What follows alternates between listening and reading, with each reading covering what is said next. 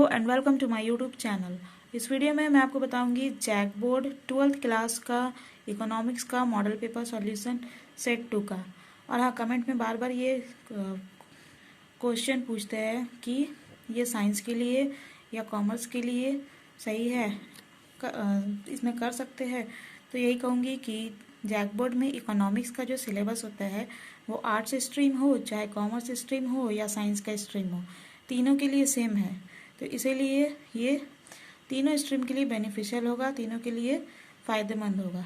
तो आप लोग सब कोई जितने भी जैक बोर्ड के स्टूडेंट हैं, इसी मॉडल पेपर से आप लोग प्रिपरेशन करिए एग्ज़ाम की, क्योंकि साइंस और कॉमर्स के लिए अलग से इकोनॉमिक्स का मॉडल पेपर रिलीज़ नहीं होगा। ठीक है, आर्ट्स का ही निकला है, तो उसी में आप लोग भी प्रिपेयर करते रहो साथ साथ में। अब देखो सेट 2 का है ये माइक्रो इकोनॉमिक्स का, मैंने 1 से लेकर 20 तक करा दिया और मैक्रो का 30 से लेकर 50 नंबर तक करा दिया है। ये 21 to 25 आज मैं इसमें कराऊंगी। Very short answer type question है, यानी 2-2 मार्क्स का क्वेश्चन है। एक क्वेश्चन का 2 मार्क्स, 5 क्वेश्चन है तो 2-2 करके 2 5 10 मार्क्स का है। ठीक है, अब देखो 21 में क्या पूछा है, कुल उपयोगिता क्या है। कुल उपयोगिता क्या है, व्हाट इज टोटल यूटिलिटी। कुल उपयोगिता जो है एक वस्तु के सभी इकाइयों के उपभोग से प्राप्त उपयोगिता को कुल उपयोगिता कहते हैं।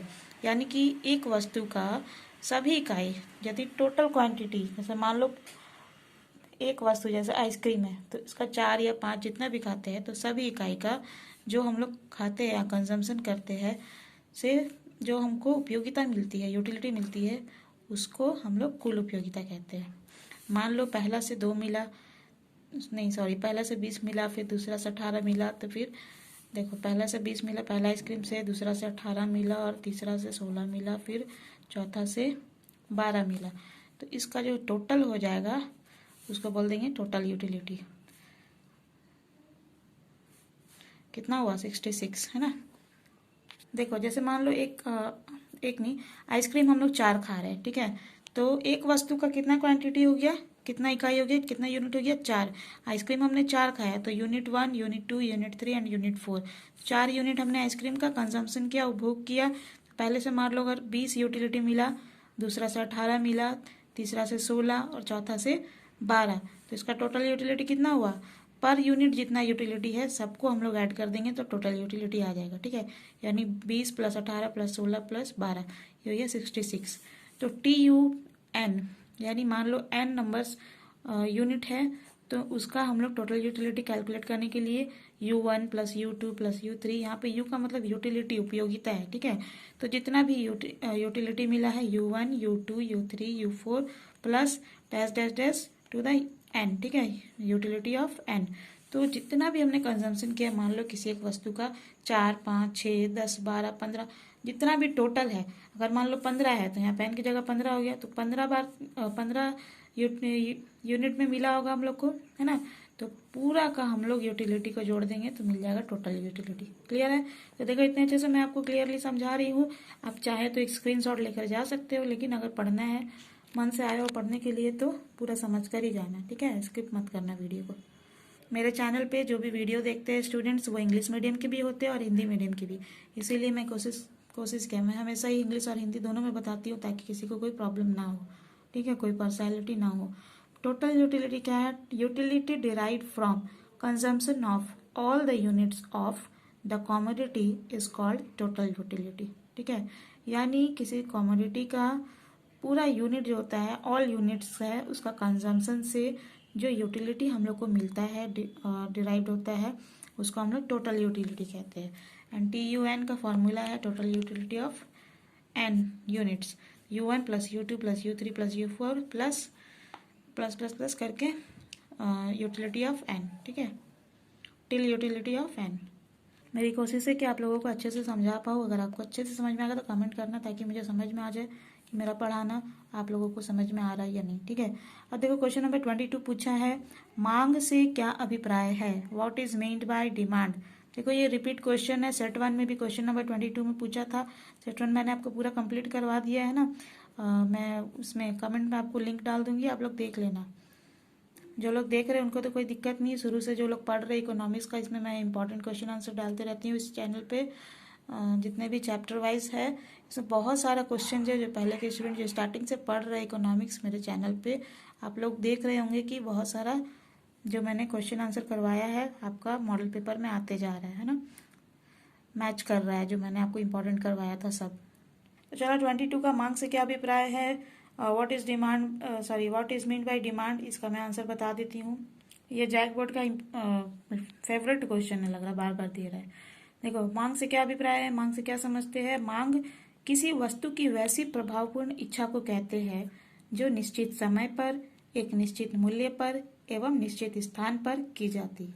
ठीक है, तो डिमांड जो है इंग्लिश में देखो, demand is called the effective desire of a commodity which is made at fixed time at a fixed price and at a certain place।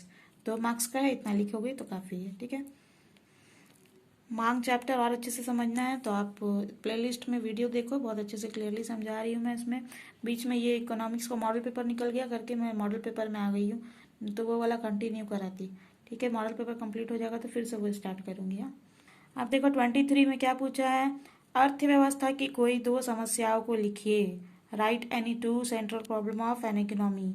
मेरे हिसाब से ये बहुत इंपॉर्टेंट क्वेश्चन है, वेरी वेरी इंपॉर्टेंट, बहुत बार रिपीट हो चुका है, बोर्ड एग्जाम में आ चुका है, तो ये जरूरी नहीं है कि 2 मार्क्स वाला में आए, ये लॉन्ग में भी बहुत बार आ चुका है। ठीक है, लॉन्ग आंसर टाइप में पिछले साल का प्रीवियस ईयर्स का क्वेश्चन पेपर उठा के देखो, इसमें अर्थव्यवस्था की समस्या जो होती है सेंट्रल प्रॉब्लम ऑफ इकोनॉमी आती रहती है, केंद्रीय समस्या। ठीक है, तो देखो मैं इसमें ज़्यादा बता दे रही हूँ क्योंकि हो सकता है कि आपको लॉन्ग आंसर में 5 मार्क्स में पूछ दे, तो इसलिए ज़्यादा बता रही हूँ कि 5 मार्क्स में आए तो ज़्यादा लिखना है। ठीक है, कमेंट में मत बोलना कि 2 मार्क्स के लिए इतना सारा मैम बताइए, कमेंट करके चल जाते हैं स्टूडेंट लोग।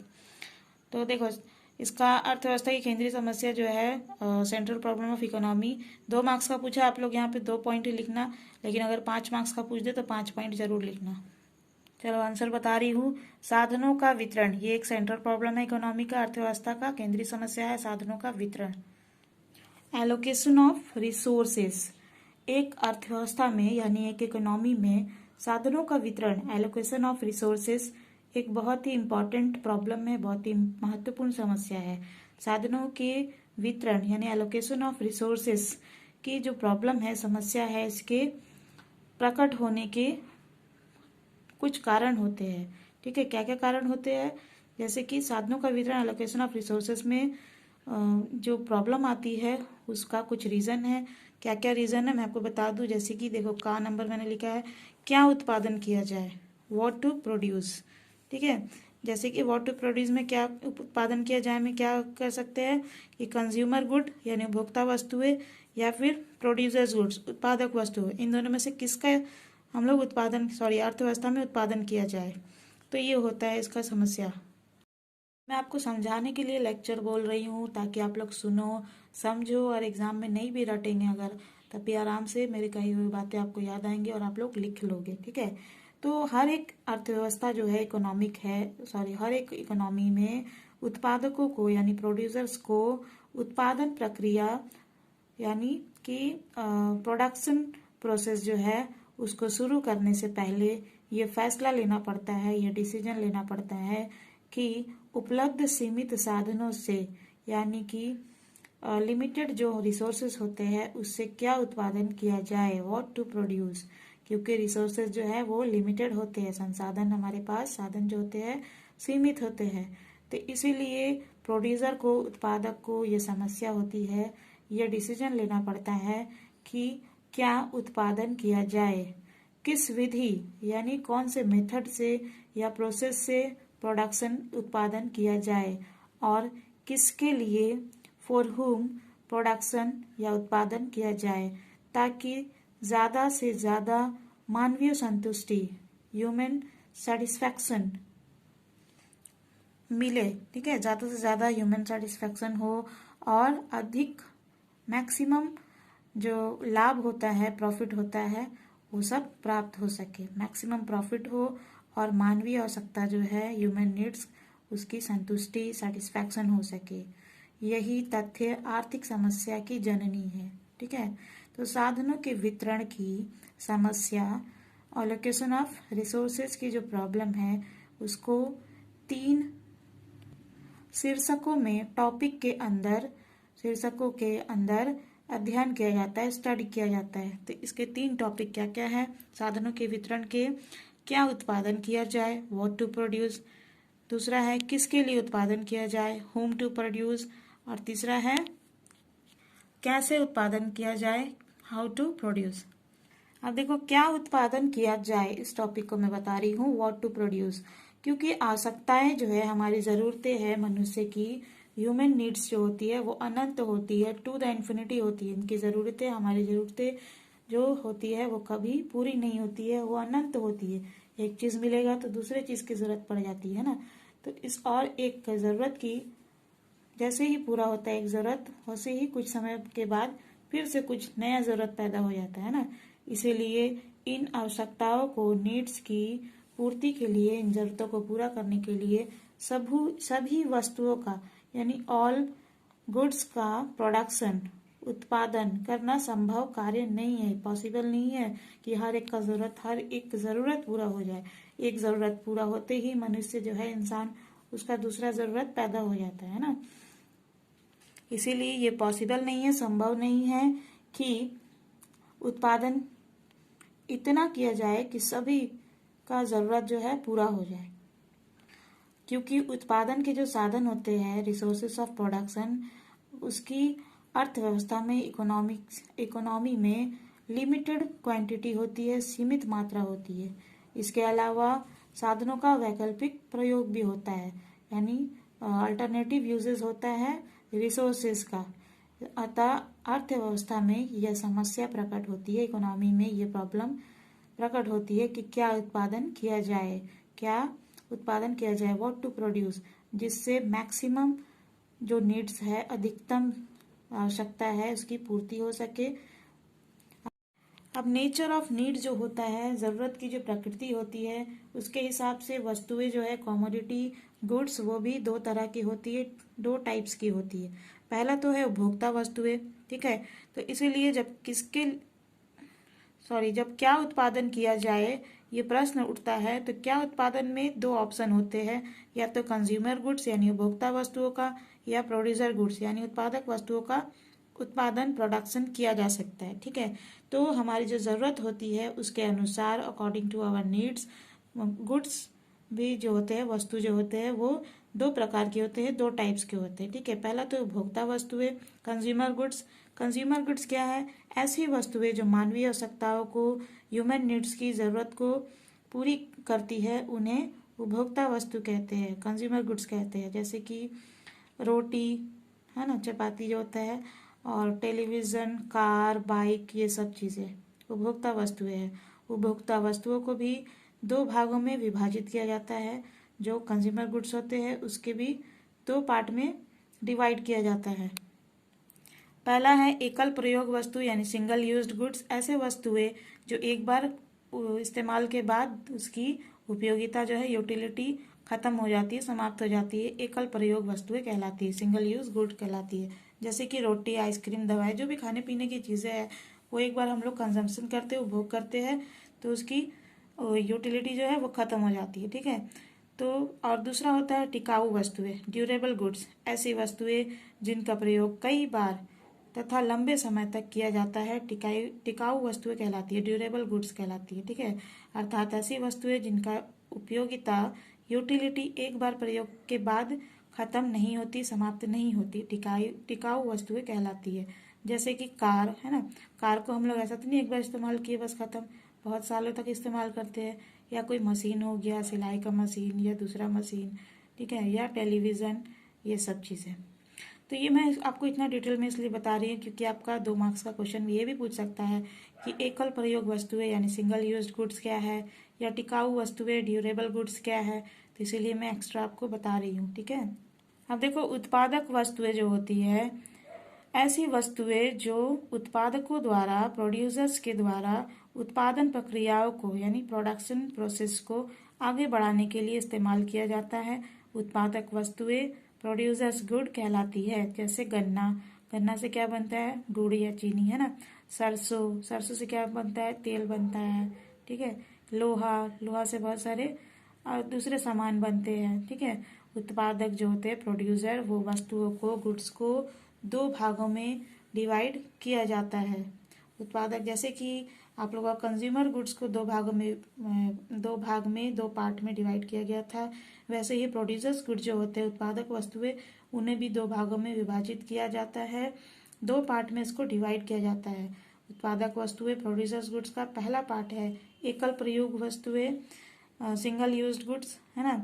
ऐसी उत्पादक वस्तुएं प्रोड्यूसर गुड्स जिन्हें उत्पादन के कार्य में, प्रोडक्शन एक्टिविटीज में एक ही बार प्रयोग किया जा सकता है, यानी एक ही बार इस्तेमाल किया जा सकता है, उसके बाद वो वस्तु बेकार हो जाती है, निष्क्रिय हो जाती है, एकल प्रयोग की वस्तु कहलाती है। जैसे गन्ना, सरसों आदि, ठीक है, शुगर केन एंड मस्टर्ड, ये सब चीज़ें क्या है, एक बार इस्तेमाल करें हम लोग प्रोडक्शन एक्टिविटी में, उसके बाद ये खत्म, है ना। उसी तरह दूसरा है टिकाऊ वस्तुएं, उत्पादक वस्तुएं जो होते हैं प्रोड्यूसर्स गुड्स, उसका दूसरा पार्ट है टिकाऊ वस्तुएं, ड्यूरेबल गुड्स। ऐसी उत्पादक वस्तुएं यानी ऐसे प्रोड्यूसर्स गुड जिन्हें उत्पादन कार्य में, प्रोडक्शन एक्टिविटीज में कई बार प्रयोग किया जा सकता है, टिकाऊ वस्तुएं कहलाती है, ठीक है।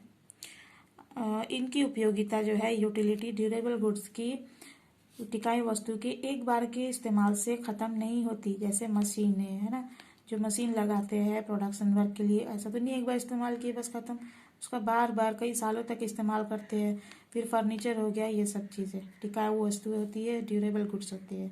तो वस्तु की प्रकृति के अनुसार यानी नेचर ऑफ गुड्स के अकॉर्डिंग उत्पादक को, प्रोड्यूसर को यह चुनना पड़ता है, चूज करना पड़ता है कि कौन सी वस्तु का उत्पादन, कौन सी गुड्स का प्रोडक्शन किया जाए। परिणाम स्वरूप एज अ रिजल्ट उपभोक्ताओं को, कंज्यूमर्स को चयन की समस्या का सामना करना पड़ता है, चॉइस की जो प्रॉब्लम होती है उसका सामना करना पड़ता है कि उपभोक्ता वस्तु का उत्पादन किया जाए या फिर उत्पादक वस्तुओं का यानी कंज्यूमर गुड्स का प्रोडक्शन किया जाए या फिर प्रोड्यूसर्स गुड्स का एकल प्रयोग की वस्तु, या फिर ये समस्या उत्पन्न होती है कि एकल प्रयोग की वस्तुओं का इस्तेमाल करें यानी सिंगल यूज्ड गुड्स का इस्तेमाल करें या फिर ड्यूरेबल गुड्स का, टिकाऊ वस्तुओं का। तो ये सारे समस्या होती है इकोनॉमी में। इसके अलावा उत्पादकों के सामने, प्रोड्यूसर्स के सामने यह भी प्रॉब्लम आती है, समस्या आती है कि उपभोक्ता वस्तुओं में यानी कंज्यूमर गुड्स में कौन सी वस्तु का उत्पादन, कौन सी गुड का प्रोडक्शन यानी बहुत ज़्यादा जरूरी, आवश्यक आवश्यकता मतलब बहुत ज़्यादा जरूरी कि या फिर आरामदायक विलासिता, लग्जरी गुड्स अधिक, और कौन सी वस्तु का उत्पादन कम किया जाए, ठीक है, यानी किसका ज़्यादा और कौन सा गुड का कम प्रोडक्शन किया जाए। यहाँ पे किसके लिए उत्पादन करें, होम टू प्रोड्यूस, ये भी केंद्रीय समस्या है, सेंट्रल प्रॉब्लम ऑफ इकोनॉमी है। तो अमीर वर्ग के लिए यानी फॉर रिच क्लास कंज्यूमर, रईसों के लिए किया जाए, या गरीब वर्ग के उपभोक्ताओं के लिए फॉर पुअर क्लास कंज्यूमर्स, ये समस्या आती है इकोनॉमी में, अर्थव्यवस्था में। नेक्स्ट पॉइंट है कैसे उत्पादन करें, हाउ टू प्रोड्यूस। जब एक इकोनॉमी में, अर्थव्यवस्था में यह निर्णय या डिसीजन हो जाता है कि कौन सी वस्तुओं का, गुड्स का उत्पादन करना है, प्रोडक्शन करना है, तब यह समस्या जो है, प्रॉब्लम शुरू होती है, स्टार्ट होती है कि कैसे उत्पादन करें, हाउ टू प्रोड्यूस। क्योंकि मॉडर्न एरा जो है, आधुनिक युग जो है, वो तकनीक का, टेक्नोलॉजी का युग है, ज़माना है, जहाँ रोज नई नई उत्पादन तकनीक, प्रोडक्शन टेक्निक्स का विकास होता है, डेवलपमेंट होता है। अतः हेंस उत्पादन प्रणाली के चुनाव की समस्या प्रकट होती है, यानी प्रोडक्शन सिस्टम का जो चॉइस है उसकी प्रॉब्लम प्रकट हो जाती है, आ जाती है, ठीक है। सामान्यतः जनरली अर्थव्यवस्था में, इकोनॉमी में दो तरह की उत्पादन प्रणाली पॉपुलर है, प्रचलित है। दो तरह की प्रोडक्शन सिस्टम जो है वो प्रचलित है। पहला तो है श्रम गहन विधि, ठीक है, labour intensive method. Labour intensive method जो है, श्रम गहन विधि, इस पद्धति में, इस सिस्टम में उत्पादन क्रिया चालू रखने में, प्रोडक्शन एक्टिविटी को शुरू रखने में, चालू रखने में श्रमिकों की प्रधानता होती है, यानी लेबर्स को ज़्यादा प्रियोरिटी दिया जाता है, ठीक है। अर्थात ये श्रम प्रधान यानी कि लेबर इसमें ज़्यादा होते हैं, उत्पादन पद्धति होती है। ठीक है, प्रोडक्शन सिस्टम ये ऐसी होती है जिसमें लेबर्स को प्रायोरिटी दिया जाता है।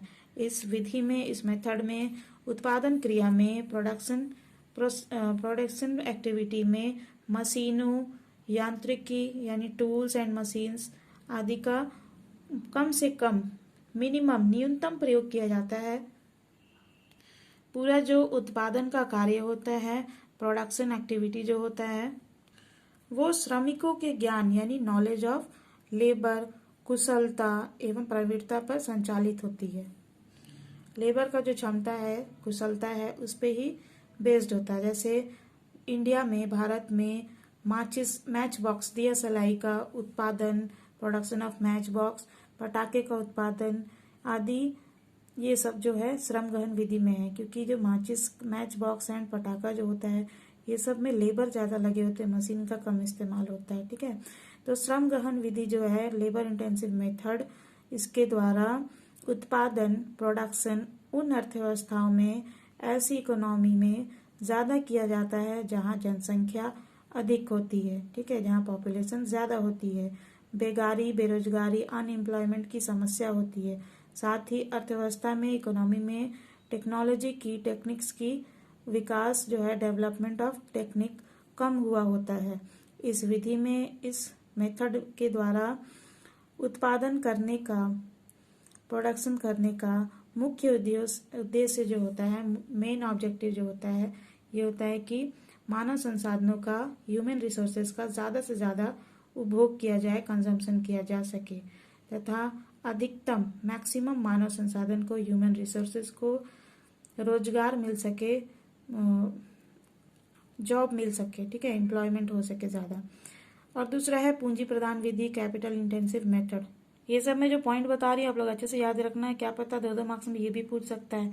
तो पूंजी प्रधान विधि जो है, कैपिटल इंटेंसिव मेथड, पूंजी प्रधान विधि से तात्पर्य उस विधि से होता है, वो मेथड से होता है जिसके अंतर्गत वस्तुएं एवं सेवाओं, गुड्स एंड सर्विसेज के उत्पादन में, प्रोडक्शन में अधिक से अधिक, ज़्यादा से ज़्यादा मशीनों, तकनीकों यानी मशीन्स, टेक्निक्स एवं टूल्स, यंत्रों का इस्तेमाल किया जाता है। यह विधि, यह मेथड जो है उस अर्थव्यवस्था के लिए, उस इकोनॉमी के लिए उपयुक्त होती है, परफेक्ट होती है, जहाँ टेक्निकल डेवलपमेंट बहुत अच्छा हुआ हो, तकनीकी विकास हुआ है अच्छा से। ठीक है, तो इस विधि में, इस मेथड में उत्पादन प्रक्रिया जो होता है, प्रोडक्शन प्रोसेस बहुत ज़्यादा खर्चीली होती है, लेकिन उत्पादन लागत, प्रोडक्शन कॉस्ट जो है वो न्यूनतम आता है, मिनिमम आता है। इस विधि में उत्पादन की गति तीव्र होती है, यानी प्रोडक्शन का जो मोशन होता है वो तीव्र होता है, तेज होता है। तो इन दोनों विधि में से किस विधि का सिलेक्शन करना है, चूज करना है, ये इकोनॉमी की एक बड़ी समस्या है, क्योंकि सही उत्पादन विधि, प्रोडक्शन मेथड के चुनाव पर ही मानवीय कल्याण यानी ह्यूमन वेलफेयर और न्यूनतम लागत, मिनिमम कॉस्ट पर ज़्यादा उत्पादन करना, लाभ ज़्यादा करना यानी प्रॉफिट ज़्यादा कमाना के उद्देश्य से पाया जाता है। ये सारे उद्देश्य इसमें पाया जाता है। अब देखो, सेंट्रल प्रॉब्लम का दूसरा पॉइंट है साधनों का कुशलतम उपयोग। ये भी समस्या है, केंद्रीय समस्या अर्थव्यवस्था की, कि मैक्सिमम और रीजनेबल यूटिलाइजेशन ऑफ रिसोर्सेज, यानी साधनों का कुशलतम उपयोग, अच्छे से उपयोग होना चाहिए। ये भी एक समस्या है। साधनों का कुशलतम या अधिकतम उपयोग भी, मैक्सिमम और रीजनेबल यूटिलाइजेशन ऑफ रिसोर्सेज भी अर्थव्यवस्था की महत्वपूर्ण समस्या है। It is important problem of economy. उत्पादन के साधन न केवल सीमित है, प्रोडक्शन के जो सोर्सेस है, रिसोर्सेस है, वो सिर्फ सीमित नहीं है, लिमिटेड नहीं है, बल्कि दुर्लभ भी होते हैं। मतलब वो दुर्लभ होते हैं, कम पाए जाते हैं ना, अतः उनका अधिकतम उपयोग भी अर्थव्यवस्था की महत्वपूर्ण समस्या है। ठीक है, इसका ज़्यादा इस्तेमाल करना भी इकोनॉमी की एक महत्वपूर्ण इम्पॉर्टेंट प्रॉब्लम है। उत्पादन के साधन क्योंकि सीमित नहीं है, बल्कि दुर्लभ भी होते हैं, रेयर होते हैं, उनका योजनाबद्ध यानी प्लानिंग के साथ उसका इस्तेमाल नहीं करना या उनका उपयोग ना करना साधनों की बर्बादी है, रिसोर्सेज को बर्बाद करना होता है। तो साधनों का जो कुशलतम उपयोग ना होने पर एक तो उत्पादन जो है प्रोडक्शन का कॉस्ट, उत्पादन लागत प्रोडक्शन कॉस्ट ज़्यादा हो जाता है। वहीं दूसरी तरफ लाभ जो है प्रॉफिट ज़्यादा होने के उद्देश्य की प्राप्ति भी नहीं हो पाती है, यानी लाभ जो है प्रॉफिट भी नहीं ज़्यादा हो पाता है। साधनों की बर्बादी के कुछ कारण हैं, जैसे कि भूमि का बंजर छोड़ना या बेकार पड़े रहना, श्रमिकों को रोजगार न मिलना, लेबर्स जो होते हैं उनको जॉब नहीं मिलना, पूंजी जो है जैसे मौद्रिक संपत्ति मॉनेटरी एसेट्स ये सब जो होते हैं सोना चांदी, ये सब का गृहस्थों द्वारा छुपा कर रखना, फैमिली द्वारा छुपा कर रखना, ठीक है। और एंटरप्रेन्योरशिप साहस की कमी के कारण जो जोखिम रिस्क लेने की क्षमता या पावर का अभाव होना, कमी होना, परिणाम स्वरूप एज अ रिजल्ट नए व्यावसायिक प्रतिष्ठानों यानी बिजनेस इंस्टीट्यूशन की स्थापना नहीं हो पाती है, एस्टैब्लिश नहीं हो पाता है। तो इन समस्याओं का हल यह है कि साधनों का कुशलतम उपयोग के लिए आवश्यक है कि अर्थव्यवस्था में इकोनॉमी में भूमि को बेकार या बंजर नहीं छोड़ा जाना चाहिए।